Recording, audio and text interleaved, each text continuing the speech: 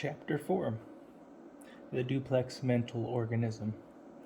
Having now stated in general outline the fundamental principles of mental medicine and shown the universality of the law of nature under which is made possible the healing of the nations, it remains to deal more in detail with the fundamental propositions which constitute the basis of scientific mental healing. This becomes necessary for the reason that success in mental healing by scientific methods is best promoted by first acquiring a clear understanding of the law under which the healing is effected. In other words, scientific methods require scientific knowledge for their successful application. It is scarcely necessary to observe that this is in violent contrast to the conditions required for success in mental healing by the scientific methods to which we have alluded in the preceding chapter. Obviously, a knowledge of science or a capacity to reason would handicap a healer who practices by methods involving an unscientific theory of causation, especially one that involves the insensate denial of every fact of human experience. Nevertheless, faith is as essential to success in healing by scientific methods as by any other. But there are three advantages in this regard which are incident to scientific methods. The first is that the requisite faith can be acquired by study and reasoning. The second is that the faith is perfect, for the reason that it is acquired through knowledge and confirmed by reason. And the third is that the faith thus acquired and sanctioned becomes at once a permanent possession, because there can arise no adverse auto-suggestions from the objective mind to weaken its potency. It becomes, therefore, a matter of the first importance for the healer to be well grounded in the fundamental principles underlying the science which he proposes to utilize, for he should be able to instruct his patients in its fundamentals to the end that he may be filled with the same kind and quality of faith that the healer possesses, the faith born of knowledge of the law, and not of blind credulity. Otherwise, he would enjoy no advantage not possessed by the fetish worshipper. I shall, therefore, dwell at some length upon the evidence demonstrative of the truth of each of the terms of our hypothesis, and incidentally upon some of the practical uses of the law in affairs of everyday life. First, then, of the duplex mental organism. Everyone who has had a dream has in some measure realized the duplex character of his own mind. He knows that the brain is the organ of the mind of ordinary waking consciousness, but he knows that in sleep the brain is quiescent, that in fact sleep is the condition in which that organ rests and recuperates. Yet he realizes that during that period of brain rest there is a mental energy in evidence that seems to act independently of the mind with whose normal operations he is acquainted. He can sometimes trace a connection between his waking thoughts and his dreams, but he frequently realizes that the latter correspond to no possible human experience. At other times, he becomes conscious of the presence of a mental energy which far transcends that of his normal experience or capacity, a mind which can solve mathematical problems that are beyond the compass of his normal powers. Again, he becomes conscious that his dream intelligence is filled with the most sublime thoughts and is capable of clothing them in the most beautiful and appropriate language that is far beyond his normal linguistic powers, thoughts which were strangers to his normal consciousness. Sometimes the key to the most profound secrets of nature are thus revealed to him and are thus made available for normal uses and practical exploitation. Again, dreams often reveal an apparent independence on the part of the dream intelligence of the space and time limitations with which one is normally acquainted. Thus, it is not uncommon for one to become aware, by means of dreams, of what is happening to his near relatives and his friends, who are thousands of miles distant, with no possible means of communication between them through sensory channels. He thus becomes aware that his dream intelligence possesses powers and facilities for receiving and cognizing intelligence from others not possessed by his normal intelligence.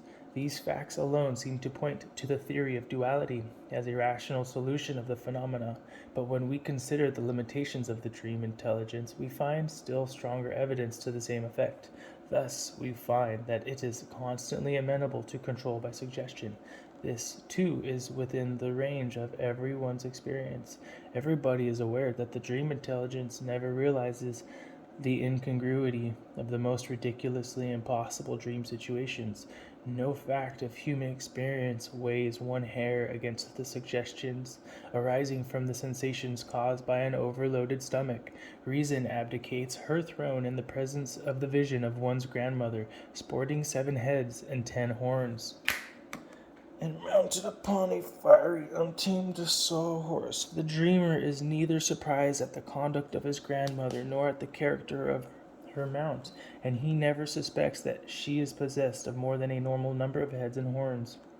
It is obvious, therefore, that the dream intelligence is devoid of the power of inductive reasoning, which is but another way of saying that it is controlled by suggestion, and this we find it to be to a very remarkable degree.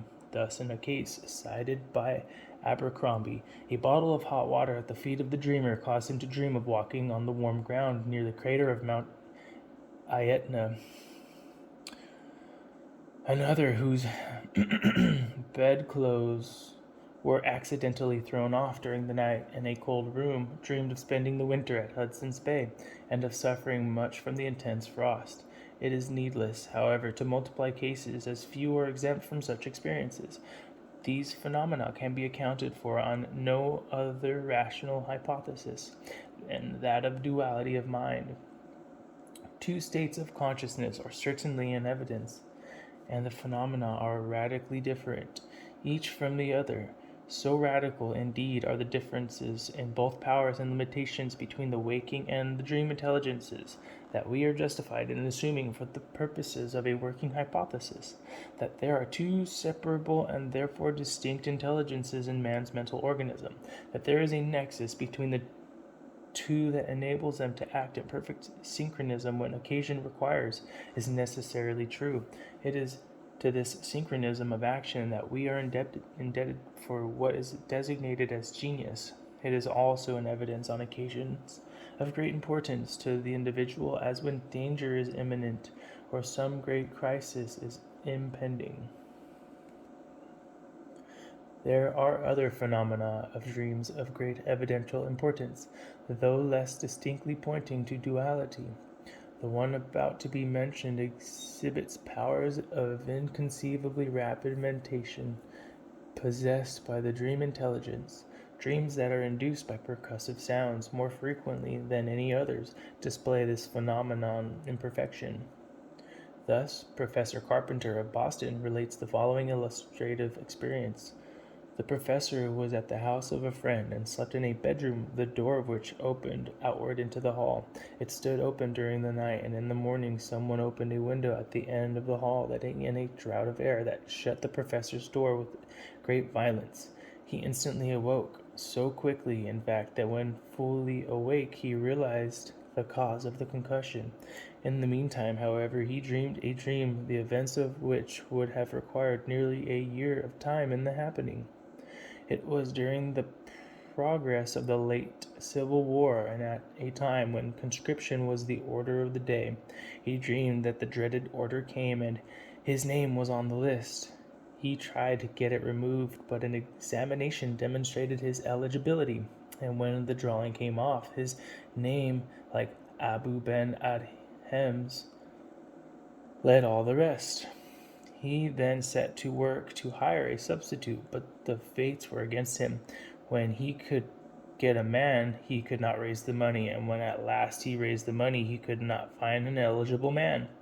Finally, he was hustled into a uniform that did not fit, and was then transported to the state rendezvous, where he spent 3 miserable months in drilling in the awkward squad. At the end of that time, his regiment was ordered to Washington, where another 3 months was spent in acquiring a military education. He was then ordered to the front, where he was forced to endure the hardships of camp life for an indefinite period. In the midst of his monotonous misery, he suddenly became aware that he was in the hottest part of a great battle. He was awakened to the realization of the situation by the sudden firing of a cannon or the bursting of a shell in his immediate vicinity. It was the slamming of the door that awoke him at once to a realization of his objective and his subjective surroundings. Abercrombie relates a similar case that happened at Edinburgh at a period when there was an alarm of French invasion, and almost every man in the city was a soldier. All things had been arranged in expectation of the landing of an enemy, the first notice of which was to be given by a gun from the castle. The gentleman to whom the dream occurred, and who had been a most zealous volunteer, was in bed between 2 and 3 o'clock in the morning, when he dreamed of hearing the signal gun. He was immediately at the castle, witnessed the proceedings for displaying the signals that had been planned for arousing the whole surrounding country, and saw and heard a great bustle over the town from troops and artillery assembling, especially in Prince's Street. At this time he was roused by his wife, who awoke in a fright caused by a similar dream connected with much noise and the landing of an enemy. The origin of this remarkable concurrence was ascertained in the morning to be the noise produced by the fall of a pair of tongs upon the floor above. Many similar cases are related by the old psychologists, some of the dreams involving years of dream time. The salient features of this class of dreams to which attention is invited are first that the sound that awakens the sleeper is identical with the sound that forms the culminating feature of the dream. This, of course, involves the apparent paradox that the dream commenced after it ended. The paradoxical character of the proposition is, however, at once removed when we consider the peculiar powers and limitations of the dream intelligence, or subjective mind. As I have already pointed out, its powers of induction are nil, but its power of correct logical deduction from suggested premises is potentially perfect. It is obvious that both suggestion and subsequent deduction are involved in this class of dreams. The sound constitutes the suggestion that a gun has been fired, and from this accepted objective fact are deduced, in their order, all its antecedent causes, near and remote, the dreamer's habits of thought in reference to guns serving to give the trend of the deductions. Thus, the sound of a cannon suggested a great battle, which was immediately in evidence. A battle suggested a state of war and incidental camp life, with its accompanying hardships. Camp life suggested antecedent drilling, from which in turn were deduced the rendezvous at the national capital, the state rendezvous, the uniform, the conscription, the efforts to avoid it, the draft, etc. Back to the beginning of the story, it follows that such dreams run backward, and that they are, therefore, nothing but a series of deductions from a series of suggested premises, beginning with the peripheral stimulus auditory which set the train in motion. It is indeed questionable if all dreams are not made up of series of deductions backward from the causal stimulus. The latter necessarily precedes the dream, as when the removal of the bedclothes on a cold night causes a dream of a whole winter spent in an Arctic climate. Be this as it may, it is evident that when the stimulus lasts but an instant and begins where the dream story ends, the latter must necessarily consist of a series of deductions as stated. The point, however, to which especial attention is invited to the inconceivable rapidity of mentation involved in dreaming a year-long dream, including an indefinite number of details within an infinitesimal space of time. Thus, the time elapsing between the slamming of Professor Carpenter's door and his awakening to normal consciousness is inappreciable to the objective mind. Yet the dream, with all its details, was conceived within that point of time and strongly impressed upon the mind of waking consciousness. It is obvious that when the two ends of a dream are so close together in point of time, the objective mind, handicapped by its time and space limitations, could not possibly know at which end it commenced. Naturally, it interprets it in terms of its own experience, just as the mind sees objects right side up, although the images cast upon the retina of the eye are always inverted. These wonderful powers, thus found to exist inherent in the dream intelligence, together with its equally wonderful limitations, are in such marked contrast with those of normal consciousness that they constitute still further proofs of duality of mind. In fact, a complete analysis of the various classes of the phenomena of dreams would reveal ample evidence of duality even without the aid of experimental hypnotism.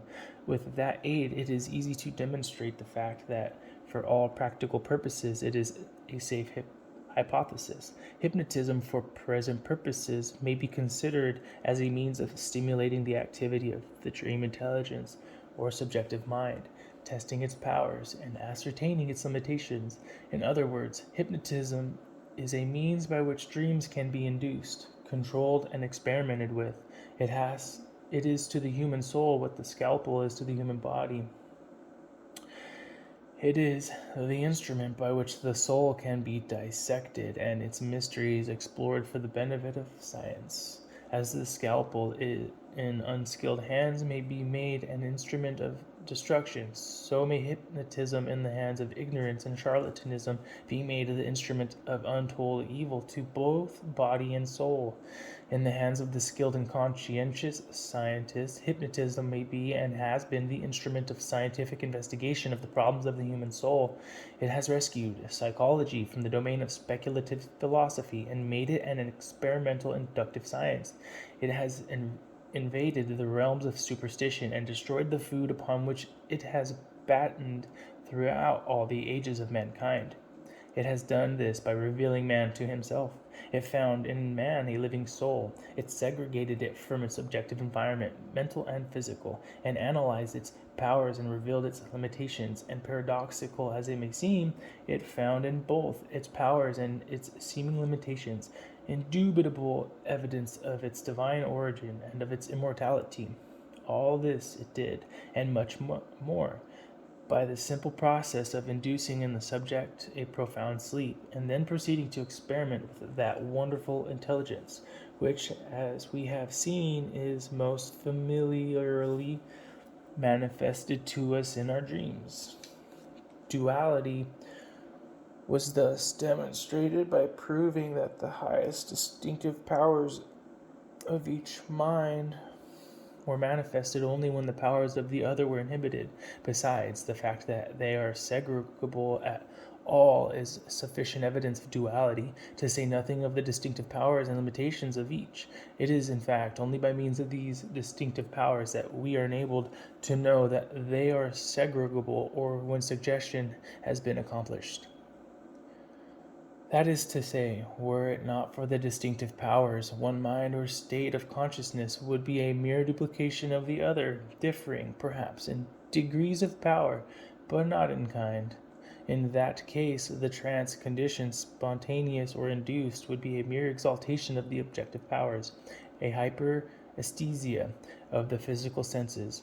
Braid, indeed, attempted to show that the phenomena of mind-reading could all be thus accounted for, but later as well as earlier experimentation demonstrated the contrary, and not only firmly established telepathy upon a scientific basis, but definitely located the power in the subjective mind. This wonderful power, together with others not necessary to enumerate in this connection, served to differentiate the two minds or states of consciousness so clearly that that duality became a hypothetical necessity, and what is true of the distinctive powers of the subjective mind may be repeated with multiplied emphasis with reference to its limitations. Of these, the one which particularly interests the student of mental therapeutics is its constant amenability to control by the subtle power of suggestion. This subject, however, must be reserved for treatment in subsequent chapters. It is sufficient for present purposes to note the fact that suggestibility in the psychic sense is a limitation pertaining exclusively to the subjective mind. The objective mind is hedged about by no such limitation, nor by anything remotely akin to it. It is mentioned here merely as one of the psychological discoveries of experimental hypnotism, which swells the volume of evidence for duality of mind. It is entirely safe to say that not one fact has yet been brought to light by the psychological experts of this or any other age that disproves or tends to disprove the fundamental fact of the dual character of man's mental organism. It is equally safe to aver that there is not one fact or phenomenon within the whole range of the physical sciences that disproves or tends to disprove the fact of duality. In one of my former works, I collated a series of facts showing that experimental surgery had demonstrated the fact of duality. In another work, I brought the undisputed and indisputable facts of organic evolution to bear upon the same subject with the same result. The discussion cannot be repeated here for obvious reasons. I can only say in conclusion of this branch of the subject that if the facts of psychology proper fail to convince, the facts of physical sciences demonstrate the essential truth of my first proposition, that man is endowed with a dual mind, objective and subjective.